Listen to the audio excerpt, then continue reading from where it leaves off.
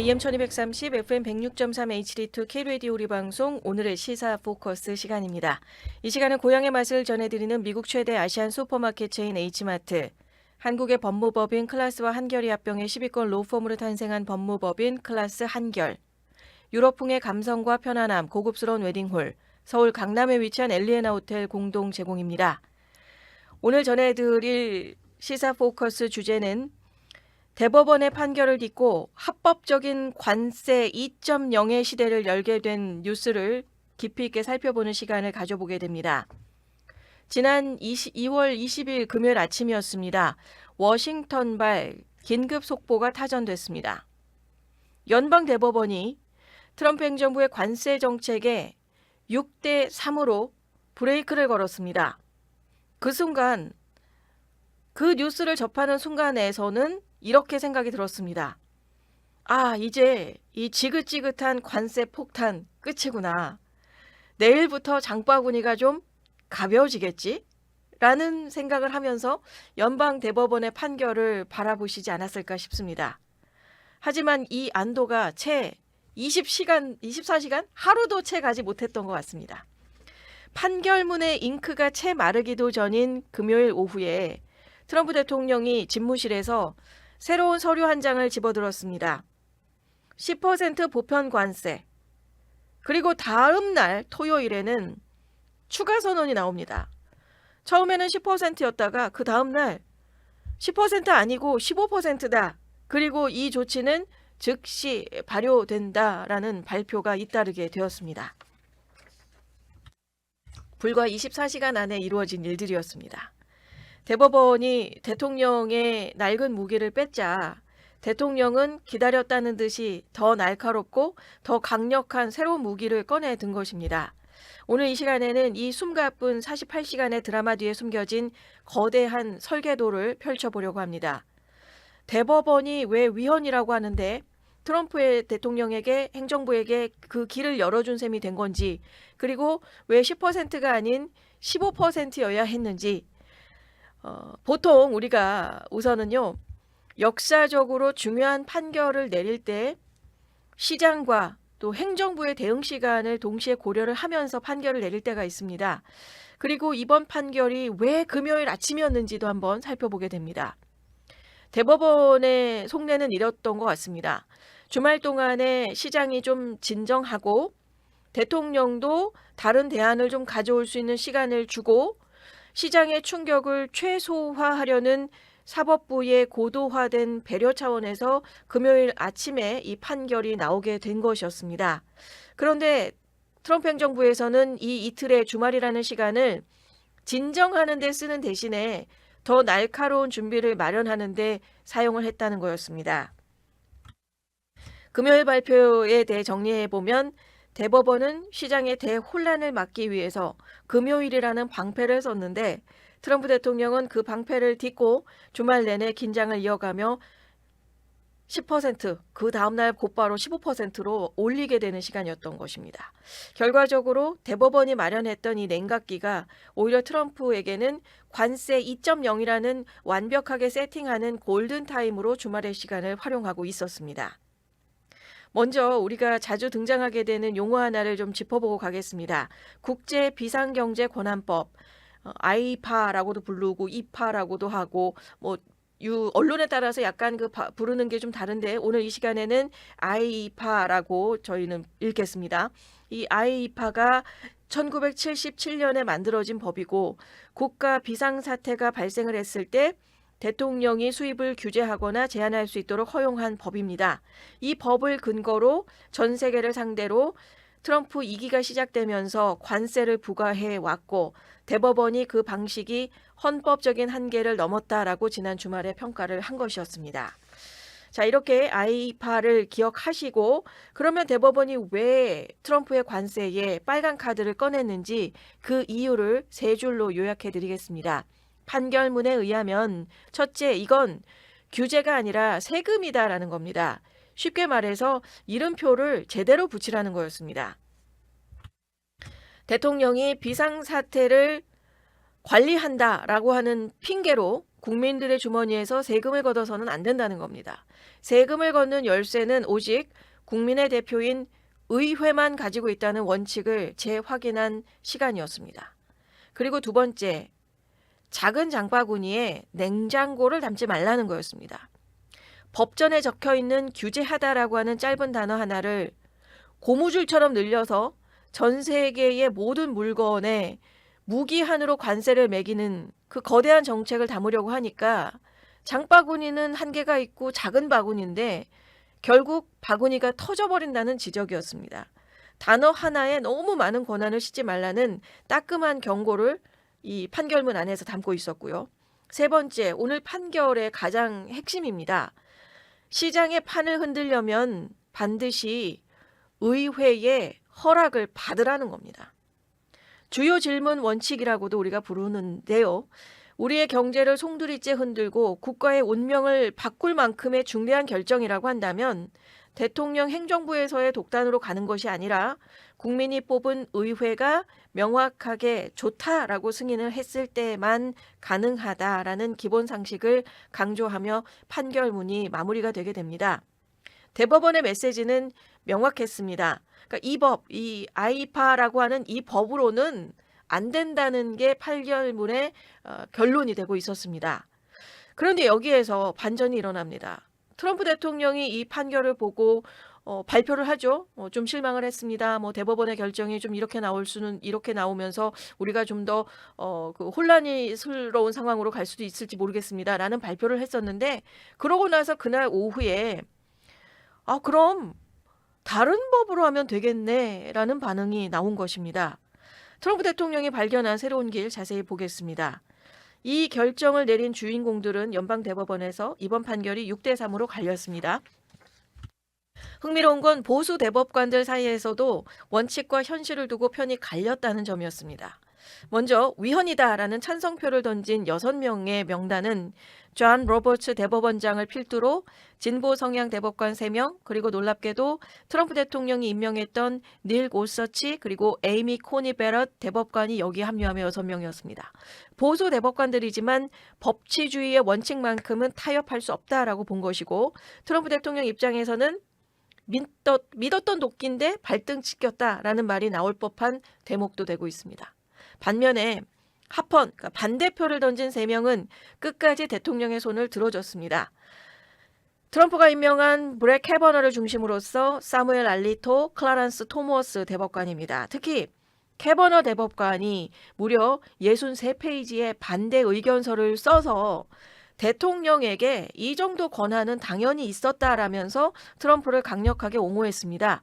그리고 이 속에 숨겨져 있는 캐버너의 힌트가 무엇인지도 잠시 후에 더 자세히 살펴드리도록 하겠습니다. 이번 판결이 나오자 트럼프 대패라고 하는 헤드라인이 시작이 되고 있었습니다. 그런데 판결 내용을 들여다보니 이야기가 좀 달라집니다. 대법원이 관세를 부정한 것이 아닙니다.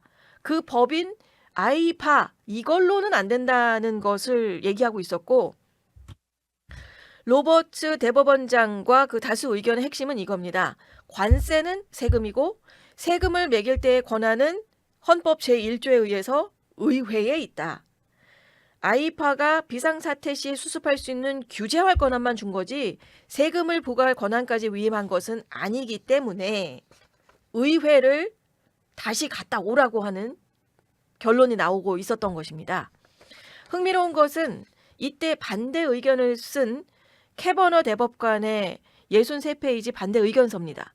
반대 의견서를 가지고 트럼프 대통령이 Genius, My New Hero라고 극찬하면서 이 대법관의 의견서 63페이지의 내용을 가지고 급기야 다른 무역법들을 오후 시간에 꺼내들게 됐었다는 겁니다.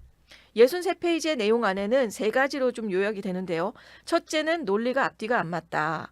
캐버너는 이렇게 꼬집었습니다. 전부를 막는 건 되면서 일부 제한이 왜 안 되냐는 논리적인 비판입니다. 수입을 아예 금지할 권한이 대통령에게 있는데 그보다 가벼운 관세를 못 매긴다는 건 이건 앞뒤가 맞지 않는다는 지적이었고 두 번째가 캐버너 대법관의 핵심입니다. 상자를 잘못 골랐을 뿐이다라는 힌트고 이것 때문에 곧바로 오후에 트럼프 행정부에서 다른 무역법을 꺼내들면서 보다 더 강력한 카드를 활용할 수 있었던 길이 열리게 된 것이었습니다. 그러니까 캐버너 대법관은 이번 판결이 대통령의 관세 권한을 완전히 뺏은 게 아니다라고 하면서 이 IEEPA라고 하는 상자 대신에 무역법이나 관세법 같은 다른 상자를 들고 오면 충분히 가능하다는 법적인 근거를 조목조목 나열해 준 거였습니다. 그리고 하루 만에 이렇게 법을 갈아탄 트럼프 행정부의 자신감의 원천도 바로 여기에 있었게 되고 힘을 실게 됩니다. 그리고 세 번째 지적한 것은 환급이 되고 나면 이건 엄청난 재앙이 될 것이라는 거. 그러니까 기업이 이미 소비자에게 비용을 전가한 상황에서 이제 와서 그러면 그 누구에게 돈을 돌려줄 것이냐라는 거. 현실적인 불가능을 꼬집어서 뉴섬 주지사, 잠시 후에 뉴섬 주지사의 이야기도 전해드리겠습니다만, 뉴섬 주지사는 연방부 대법원에서 이 판결 이후에 제일 먼저 거론한 게 그동안의 관세 환급 주세요. 돌려주세요. 이자까지 주세요라고 얘기를 하고 있었거든요. 이런 부분에 대해서도 뉴섬 주지사의 요구에 찬물을 끼얹는 그 발언들이 되고 있었습니다. 결국 이번 판결이 사용했던 특정 법적 근거를 교체하라고 했던 사법부의 기준의 가이드라인에 제시가 되고 있었고, 결국 트럼프 행정부는 사법부가 제시한 엄격한 기준을 충족시키면서 국가 경제를 지키기 위한 정밀한 법적 대응에 즉각 나설 수 있게 되었다는 겁니다. 그리고 스캇 베센트 재무장관도 일요일인 어제 폭스의 인터뷰를 통해서 트럼프 행정부의 의지에 대해서 확인해주는 시간도 있었습니다. 폭스뉴스에 출연을 해서 이번 판결을 두고 일부에서 말하고 있는 재정위기설을 무책임한 선동이다라고 일축을 했습니다. 그러면서 이렇게 말을 합니다. 대법원에서 우리에게 길을 막아준 것이 아니고 더 단단한 길로 가라고 안내해 준 것이다 라고 인터뷰를 통해 밝히고 있습니다. 그러니까 경제수장인 재무장관도 직접 나와서 관세 전쟁은 이제부터 시작이다라고 공식 선언한 셈이 되고 있었습니다. 자, 그렇다면 트럼프 대통령이 꺼내든 새 카드는 무엇일까요? 판결 당일 오후에 1974년 무역법 제122조를 판결 10%의 관세 부과를 하겠다라고 하며 들이밀고 있었던 무역법이 되고 있었습니다. 이때가 1974년에 나온 무역법 제122조인데 당시에는 닉슨 쇼크 또 오일 쇼크로 인해서 미국의 가계부가 심각한 적자에 빠졌을 때 태어난 무역법이었습니다. 나라 금고의 달러가 마르자 의회가 대통령에게 수입을 막아서라도 우리의 지갑을 지키라면서 주게 됐던 의회가 준 긴급 비상벨 같은 권한이었습니다. 이 절박한 상황에서 탄생한 경제 방어권, 그게 바로 1974년 무역법 122조가 이번에 소환이 되게 된 거고, 국제 수지 적자가 심각할 때 최대 150일 동안 최대 15%까지 보편 관세로 부과할 수 있다. 이 법을 허용할 수 있는 최대치로 활용하면서 처음에는 10%였고 금요일 오후가요. 그러다가 그 다음날 토요일이 되고 나니까 15% 아니고 15%입니다. 라고 다시금 또 바뀌게 된 것이었죠. 그리고 여기에서 끝이 아닙니다. 150일이라고 하는 시한이 있기 때문에 그 150일이라는 한정된 시간 안에 잠시 후에 알려드리겠습니다만 이 한정된 시한이 있기 때문에 두 번째 카드까지도 준비를 하고 있었다는 겁니다. 이른바 핵폭탄급의 무역법인 1930년 관세법 제338조입니다. 무려 100년 가까이 된 법이고 대공황 직후에 미국이 자국 산업을 지키기 위해 만든 법안에 포함해 조항이 되고 있었던 이것을 지금 들고 있는 것입니다. 그러니까 미국의 상품을 차별하거나 불공정하게 대우하는 국가에 대해서 최대 50%의 징벌적인 관세를 부과하거나 수입을 금지할 수 있다. 그리고 이 50%에는 기간의 제한도 없습니다. 그러니까 자유무역 시대가 있게 됐었던 시간 안에서는 수십 년간 쓰이지 않았던 이 조항이 지금 다시 소환되고 있는 것입니다. 정리하면 122조는 150일이라고 하는 긴급 처방전입니다. 그러니까 지금 당장 전 세계에 15%를 부과할 수 있는 합법적인 카드를 꺼내들게 된 것이고, 이 150일이라고 하는 시간 동안에 의회를 통해서 영구적인 관세 입법을 만들거나 상대국과의 협상을 끌어내겠다는 전략입니다. 그리고 나서 338조는 그 다음 단계의 카드라는 겁니다. 협상에 응하지 않은 국가, 미국을 차별하는 국가를 향해서 무역 적자가 나오고 불공평하게 있다라고 하는 곳은 50%라고 하는 숫자를 꺼낼 수 있는 최후의 수단인 무역법도 그 뒤에 버티고 있다고 하는 겁니다. 그러니까 대법원은 한 손의 카드를 교체하라고 했는데 트럼프 대통령이 양손에 더 강력한 카드를 들고 돌아온 것이라는 겁니다. 그리고 이 정책의 가장 마지막 칼끝은 바로 중국을 향하고 있었습니다. 이번 대법원 판결 이후에 중국은 겉으로는 반색하는 모양새였지만 트럼프의 관세가 불법이다라고 하는 미국 내부의 사법 판단이 나왔으니 이것이 선전 공세를 펼칠 명분을 얻은 것처럼 보였습니다. 하지만 실상을 들여다보면 중국 입장에선 전혀 다른 게 IEEPA를 통해서 부과했던 관세는 전 세계를 대상으로 했던 보편 관세였습니다. 그러니까 유럽도 맞고 일본도 맞고 한국도 함께 맞는 비였습니다. 그런데 이 IEEPA가 막히자 트럼프가 이제 특정 국가를 정밀 타격할 수 있는 법적인 근거들을 꺼내 들고 있고 그중에서 또 들고 있는 것은 무역법 301조, 국가안보를 근거로 한 232조, 또 방금 말씀드린 338조까지 이렇게 트럼프가 흔들 수 있는 관세 3총사 법안까지도 딱 대기 중이고 그런 상황에서 이 모든 것의 정책의 끝은 중국을 향하고 있었다라고 하는 겁니다. 그러니까 232조 같은 경우는 방패형 화살로서 핵심 단어는 국가의 안보에 가지고 있습니다. 전쟁 같은 비상시에 우리 공장이 멈추면 안 되니까 철강이나 알루미늄 수입을 관세로 막겠다고 했던 이 232조 방패형 화살, 그리고 301조는 몽둥이형 화살. 핵심 단어는 불공정적인 응징입니다. 상대의 반칙을 혼내는 몽둥이형 화살. 그러니까 우리의 기술을 훔치거나 보조금으로 시장을 어지럽힐 때 응징하는 조항이고 지금까지의 대중국 관세의 8할은 여기에서 나왔던 301조, 거기에 거의 핵폭탄급인 최종병기 핵화살. 이게 바로 앞서서 말씀드렸었던 징벌적 관세 50%, 특정 품목이 아닌 그 나라 물건 전체에 50%의 관세를 매기거나 아예 수입을 막아버리는 최후 통첩용 조항까지 지금 딱 대기하고 있다고 하는 겁니다. 이 법들의 공통점은 전 세계적인 보편 관세가 아니고 특정 국가의 불공정 행위를 겨냥한 표적 타격이 가능하다는 겁니다. 그리고 그 표적의 정중앙에 중국이 있습니다. 트럼프 대통령의 대중국 기조는 일기 때부터 일관되어 왔었고 그 메시지가 무역 정책을 넘어서서 트럼프 대통령이 지지 기반으로 삼는 중산층과 블루칼라 노동자들에게 보내는 약속이었고 그것에 대한 것이 결국 대법원의 판결 이후에도 불과 24시간 안에 10%, 15% 다른 관세법을 꺼내 들면서 트럼프 관세 2.0의 카드가 시작이 된 시점이 바로 한날 오전과 오후에 서로 다른 모습으로 다가오게 됐었던 금요일이라는 시간표였다는 겁니다. 자, 이런 여러 가지 배경을 보면서 우리 LA로 한번 와보겠습니다. LA는 미국 무역에서의 심장이 되고 있습니다. LA 항이나 롱비치 항을 합치게 되면 미국 전체 수입의 물동량의 40%가 이곳을 거쳐서 미국으로 들어가게 됩니다. 그런데 관세가 오르게 되면 그 타격이 가장 직접적이고 가장 빠르게 느껴지는 곳이 이곳 캘리포니아 LA 지역이 됩니다. 여기에서 항만의 물동량 감소, 관세가 15%로 오르게 되면 수입 업체들의 주문이 줄기 시작하고 물동량이 줄면 항만 노동자, 트럭 운전사, 창고 노동자들의 일감이 직접적으로 줄어들며 다가온다는 거.